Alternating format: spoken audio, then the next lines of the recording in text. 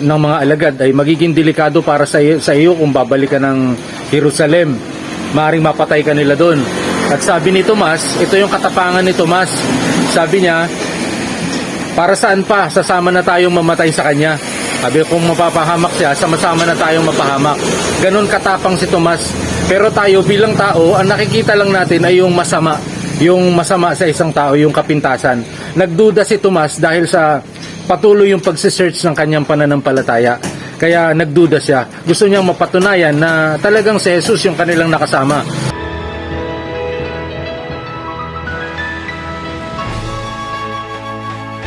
Isa sa 12 si Tomas na tinaguri ang kambal.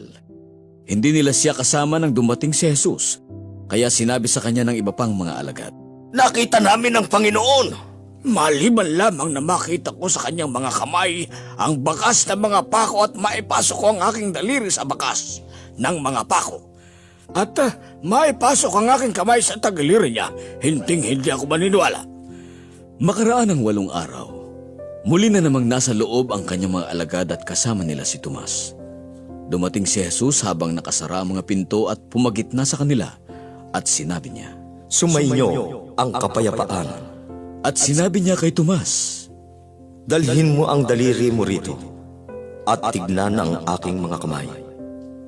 Ipasok mo ang iyong daliri sa aking tagiliran at huwag kang tumangging maniwala, kundi maniwala. Sumagot si Tomas sa kanya, Panginoon ko at Diyos ko, ikaw? Sinabi sa kanya ni Jesus, Dahil ba sa nakita mo ako, kaya ka naniniwala? Mapapalad ang John mga hindi 11 verse 16. at naniniwala.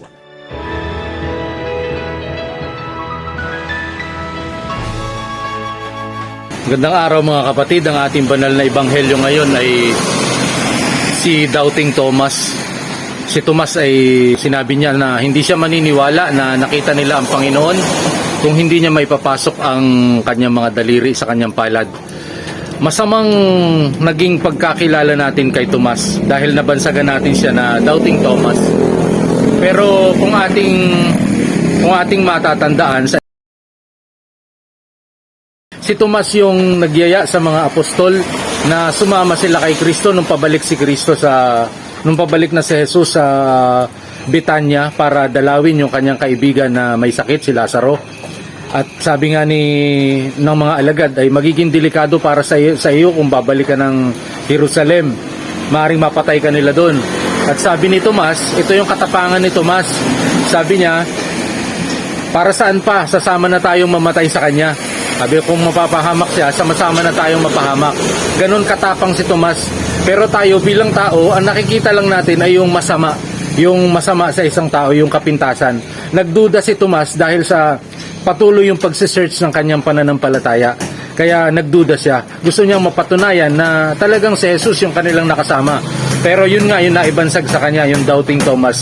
Sa kabila ng kanyang katapangan, hindi natin nakita sa kanya yung katapangan na yun. Bagkus ang nakita natin ay yung kanyang kahinaan. Ganon tayong mga tao. Madalas, kahit gaano kabait ang ating kaibigan, kahit gaano katapat, kapag nakagawa ng isang pagkakamali, ang naaalala natin lagi sa kanya ay yung pagkakamaling yon. So life is beautiful. God bless us all.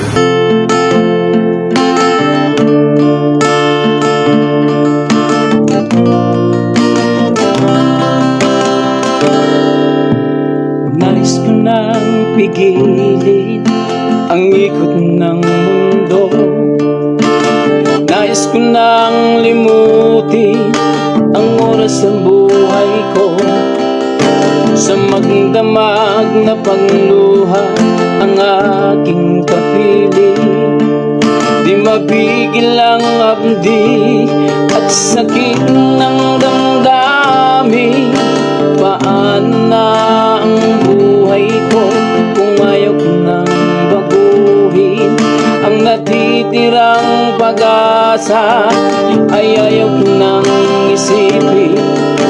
Pagkantanging kabiguan ang laging nasa isipan. Para bang nakaukit, hindi ito malungkan. Panginoon, ako ngayon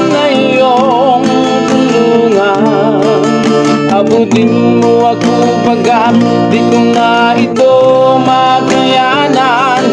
At alam kong isang tawag mo lang, habis ay mapapawing lubusan. Tanging ikaw lamang ang inaasahan. Nais ko nang pigilin ang ikot ng mundo.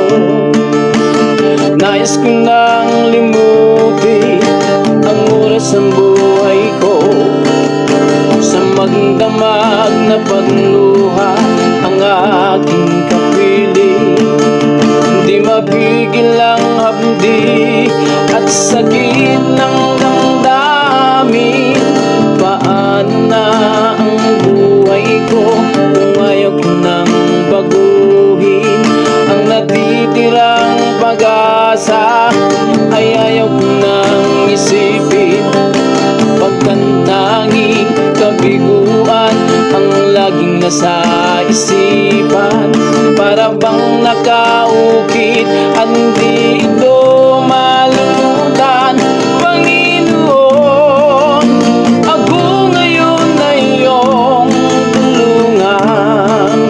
Abutin mo ako pagkat di ko na ito makayanan. At alam ko isang tawag mo lang, habis ay mapapawi lubusan. Tanging ikaw lamang ang inaasahan. Panginoon, ako ngayon ay iyong tulungan. Abutin mo ako pagkat di ko na ito